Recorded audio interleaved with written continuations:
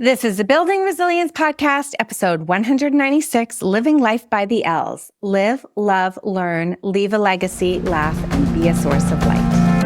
Welcome to Building Resilience, a podcast where theory, practical strategies, and inspiring stories show you how to unlock your best life.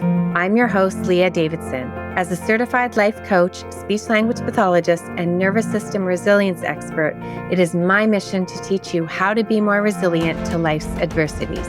I will show you how to manage your mind, befriend your nervous system, process your emotions, and even eliminate stress. It's time to do more than just survive. It's time to thrive. Let's get started. Hello, everyone. Welcome back to the Building Resilience Podcast. How are you doing? Are you back into the fall routine yet? Back to the school routine? I know for me, even though we don't have kids at home right now, it does feel like it's still back to a fall routine. We're heading into the last quarter of the year, and I always think that this is a great time for me to get refocused on some of the goals that I made earlier in the year. Because what happens to me is I'm all jazzed up, I make some good progress, and the weather gets nicer. Vacations hit, I take some time off, and then it's back to routine in the fall. And I'm excited because at the end of this month, I'm opening up the doors again to my Connections membership. So if you want support with growing and moving forward, then you may want to check out my membership.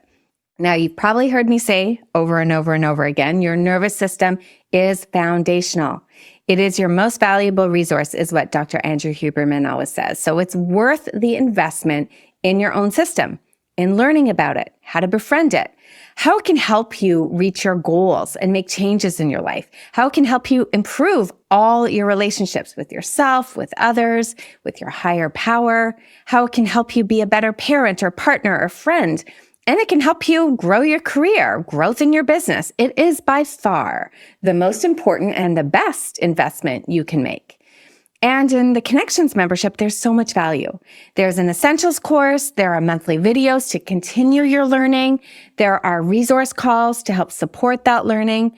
But I think what makes Connections really stand out is there's also coaching calls. And there is community where we share, we support, we learn from each other. So it's not a membership with thousands of people where you're just one of many, which I'm not trying to knock those because some of them have great value. But I'm just saying right now in Connections, it's still very up close and personal. So I'd invite you to come and join. I am actually hosting a free class on the 26th of September at 1 p.m. Eastern. Now, I offered this class back in March and it was super successful. Even if you're not interested in the membership, which of course, I'm going to tell you about the membership at the end of the class, but people said that class alone was so worth it. It's called It's Not Your Thoughts, It's Your Nervous System.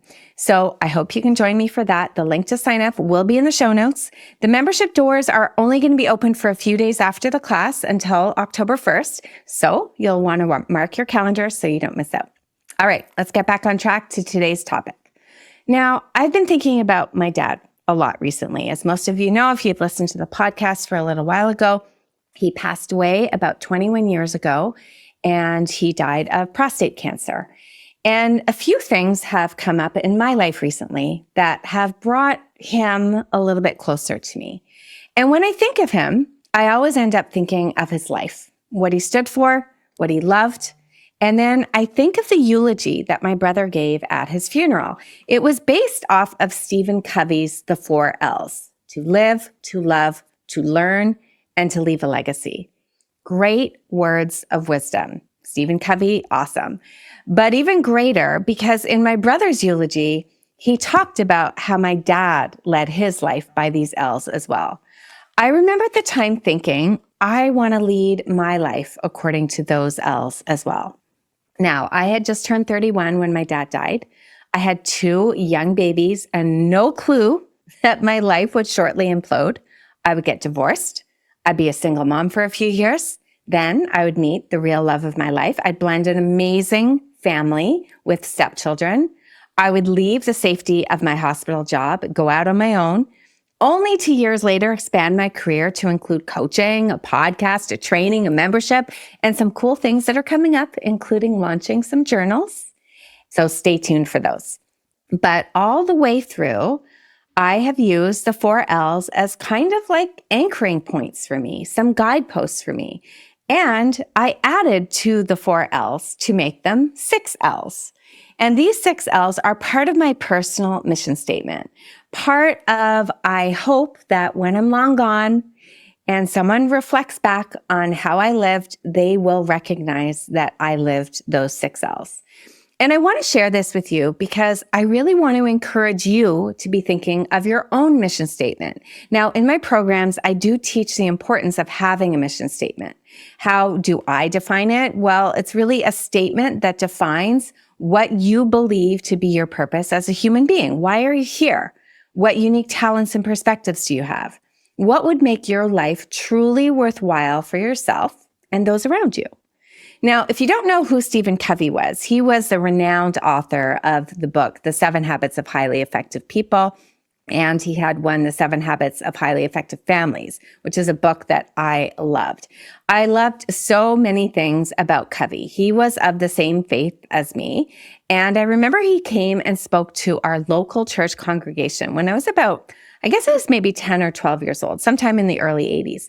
And I remember him making such an impression on me. And then down the road, I just really loved his teachings.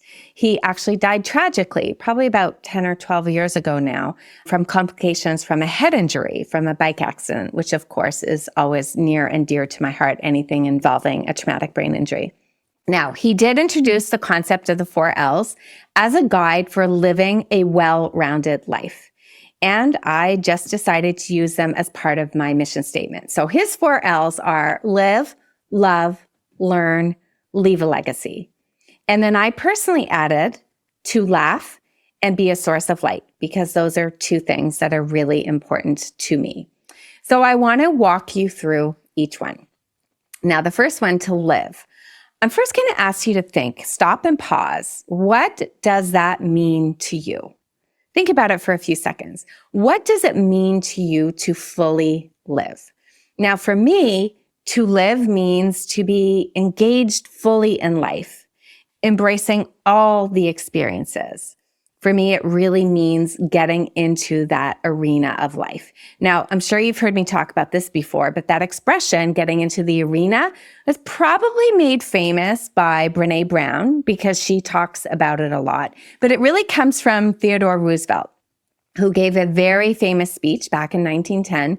And it is a quote that has profoundly impacted me. I know it profoundly impacted Brené, and that's why she shared it with everybody. But let me just read it for you in case you haven't heard it, or I think it's just amazing to hear it over and over again. It is not the critic who counts, not the man who points out how the strong man stumbles or where the doers of deeds could have done better. The credit belongs to the man who is actually in the arena, whose face is marred by dust and sweat and blood, who strives valiantly, who errs and comes up short again and again because there is no effort without error or shortcoming, but who knows the great enthusiasms, the great devotions, who spends himself in a worthy cause, who at the best knows, in the end, the triumph of high achievement, and who at the worst, if he fails, at least he fails while daring greatly, so that his place shall never be with those cold and timid souls who knew neither victory nor defeat. So what does it mean to you to get into the arena? For me, it means to show up in my life and to show up imperfectly in my life and to take chances. That to me is living. Showing up knowing that you will fail many times, but I don't want to think of it as a fail, because I think the only fail that actually exists is not showing up. Otherwise, you're either going to win or you're going to learn. To live is to get in the arena, to do some scary things, to show up when it's hard. But I also think it's to set priorities based on your values and purpose. What do you want to invest in? And invest in that.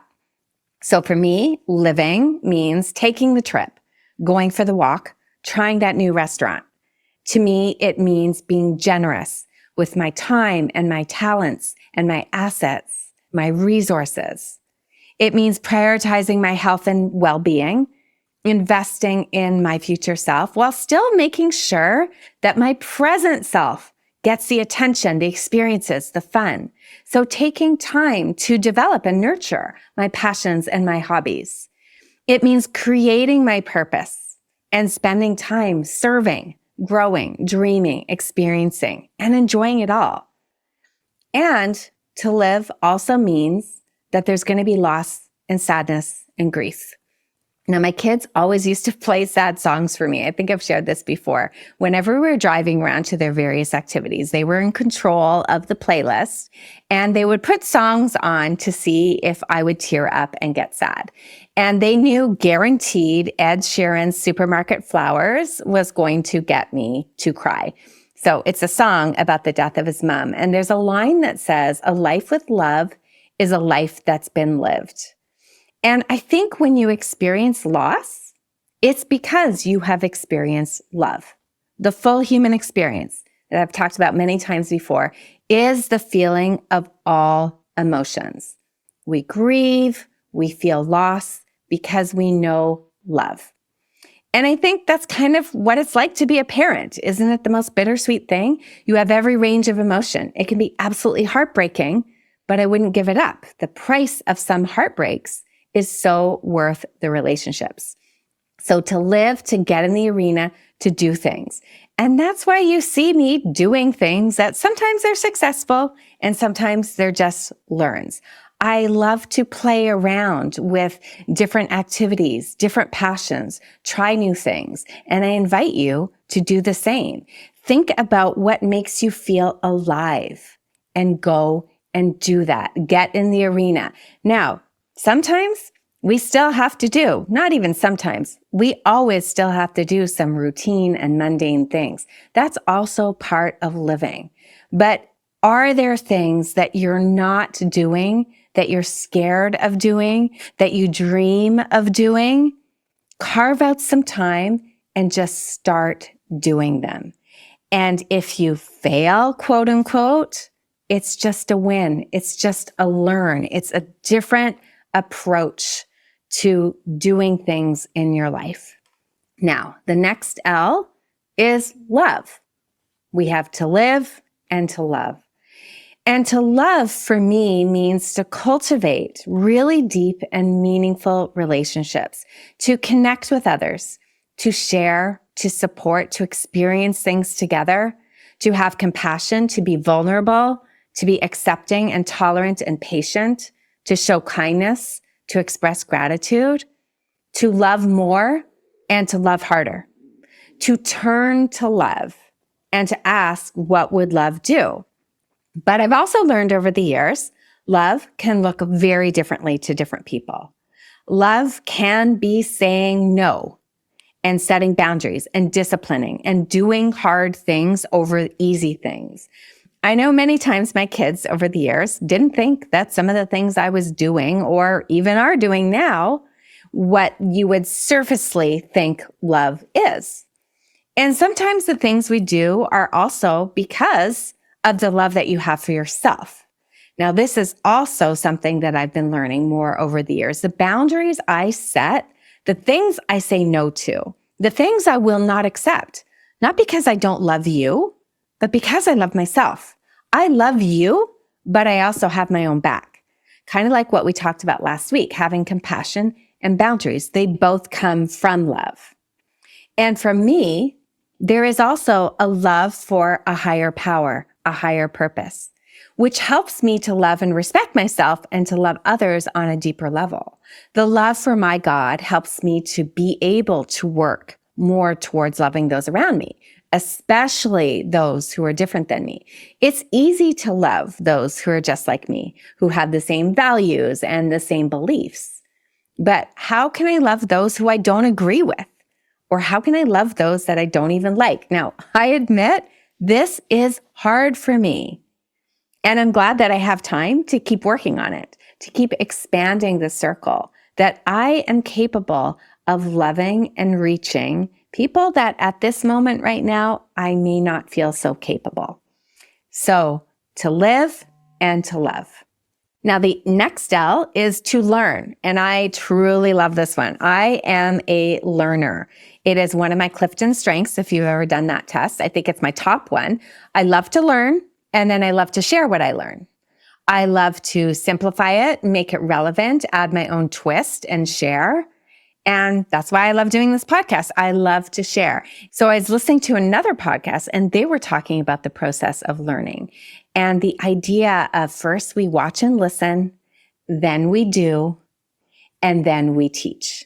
And that's really how I love to learn best. I love to watch and listen, to take in, to absorb, to learn new things. Then I love to go out and do it myself, trial and error, see what's happening, get in the arena. And then I love to teach what I've learned and teach from my experiences.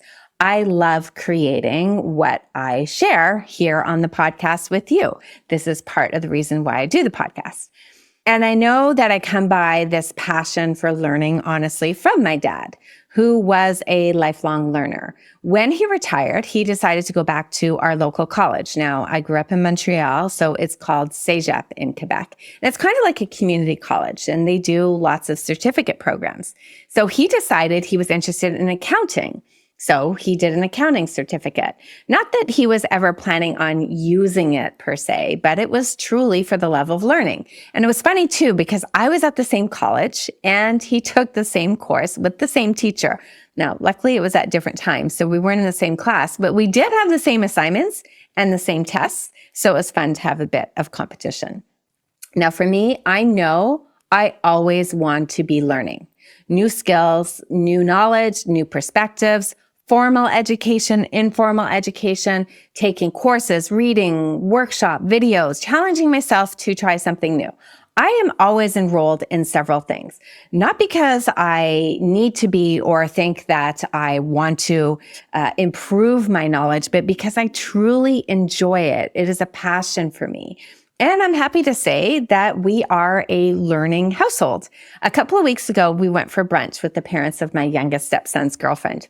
And they made a comment about how Sam had played a trivia game with them, and they were blown away by his knowledge. Now, I just laughed because it didn't surprise me at all. Rob is one of the smartest people I know. He's like a sponge. He just soaks up everything. And I think all my kids have followed suit.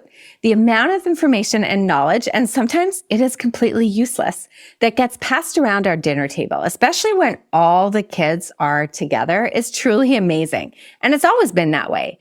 I've always been amazed at what my kids know and wonder, like, how on earth did they learn it? Because let's just say academics is not everybody's forte. But as I said, there's so many different ways to learn, and my kids know how. And I love seeing that they all seem to place learning and growing and knowledge as a priority.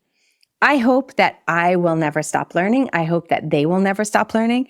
And I encourage you to keep learning for yourself as well. And the last L that Covey talks about was leaving a legacy. And I hope that part of my legacy will be the influence I have on my kids in their desire to learn and also in their desire to get in the arena.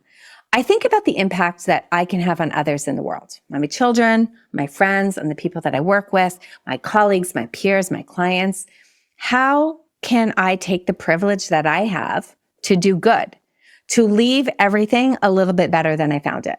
How can I make a greater impact and reach and serve more people? How can I contribute? How can I be part of that ripple effect that helps others have a more meaningful life so they can live, love, and learn too? How can I leave my mark long after I'm gone? What kindness and actions and service will I be remembered for? For me, it's also, what am I leaving my future generations? What influence can I have on my family, my future generations, my posterity? So on a personal level, that's what I think about. And then on a larger scale, what does the world look like? What have I created and contributed to make this world a better place? This is part of what I believe is my legacy. Now, Covey stopped with those 4 L's, and I see why, because they do a really great job of summarizing what I want my life to look like and how I want to lead my life. But I did add 2 more, which are really important to me. The next one is to laugh. I truly believe that laughter is the best medicine. I love to laugh. I love that my husband loves to laugh and he makes me laugh and I make him laugh. We spend a lot of time laughing together. And I love that my kids all have amazing senses of humor and they love to laugh too. When everyone is together, there's a lot of laughter. And to me, that's so important. It's healing. It's comforting. Because life can get very heavy and there's a lot of stuff that can be hard. And laughter can help ease pain, help make things more enjoyable. I love to laugh in the moment. And I love that I have so many memories that can make me laugh too. So I always want to be creating new memories to laugh at later. Now I'm 52 and I look at the wrinkles on my face. And what I've noticed is that I have very strong laugh wrinkles. My main wrinkles are from laughing around my eyes and my mouth. And that to me is amazing. Sure, I prefer to have no wrinkles, but since that's not going to happen, I want my wrinkles to be directly correlated with when I laugh and how much I laugh. And when I'm long gone, I want my family, my friends, my clients to remember me laughing and enjoying life because I truly do. Okay, so we have to live, to love, to learn, to leave a legacy, to laugh. And the last one I include in my L's to live by is to be a source of light. The world can be a very dark place. Lots of bad stuff can happen. Lots of people have experienced bad stuff and will continue to experience bad stuff. Lots of trauma, lots of drama, lots of darkness, trials, challenges, obstacles. And sometimes it really can feel very hopeless. And people can feel very hopeless and helpless. Now, in my professional life, I've spent the majority of time working with people who are going through some of the darkest times of their life. And while my role is to help them rehabilitate, to teach, to coach, to guide, I've always thought that one of the most important roles I can offer them is to be a source of light, of hope and support. That I can sit beside them with compassion so that they know they're not alone. That I can offer them some words of wisdom, some strategies based on science and research and experience, that I can introduce light and hope in their story by sharing other people's stories as well, and that I can believe in them when they do not feel they can believe in themselves. So whenever I think about being a source of light, I think about a lighthouse. And if you think about what a lighthouse is, I actually did a whole episode on lighthouses. I think it was episode 142. So just a quick recap here. A lighthouse stands firm and tall and doesn't move. It stands tall as a warning. It's meant to let you know that you're getting too close. You're getting too close to danger and you need to course correct. And it does not rescue. It's not able to rescue. It's not meant to be a rescue. So it doesn't ever leave. It stays where it is. It's not meant to go out into the waters and chase people down or chase boats down, telling them what to do or not to do. And a lighthouse is also a guiding light. So where are you going? The lighthouse illuminates a path. It gives you direction. Lighthouses are used for that navigation. They're there to just shine. And that is often what I think about how I want to live. I want to be a source of light. I want to be the light that people can see in the darkness. I can shine for them so that they know if they go towards the light, there is safety not far from it. I can help with navigation, but I am also very cognizant that not everyone likes my kind of shine. Not everyone agrees with how I do things or what I stand for or who I want to be or who I am, which is fine because I'm not meant for everyone. But that does not dim my light. I get to shine my kind of shine and will attract those who like my shine. And it's fine with me if others go find a different shine. I believe that those who are meant to be touched by my light will find me. And those whose light is supposed to touch me, I will also find them because I need others to be a source of light for me too.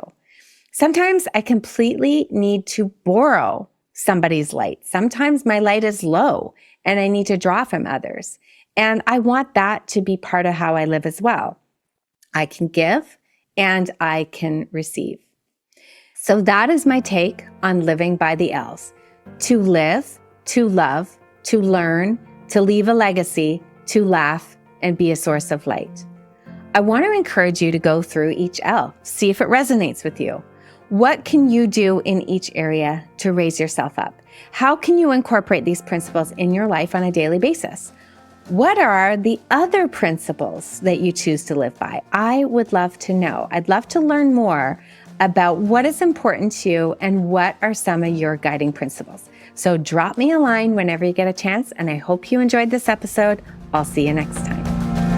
Thank you for listening to the Building Resilience podcast. If you're interested in learning a little bit more about managing stress, building resilience, and leading a more purposeful life, then make sure we're connected on Instagram and Facebook at Leah Davidson Life Coaching. You can also subscribe to my weekly newsletter at www.leahdavidsonlifecoaching.com/newsletter. Looking forward to connecting.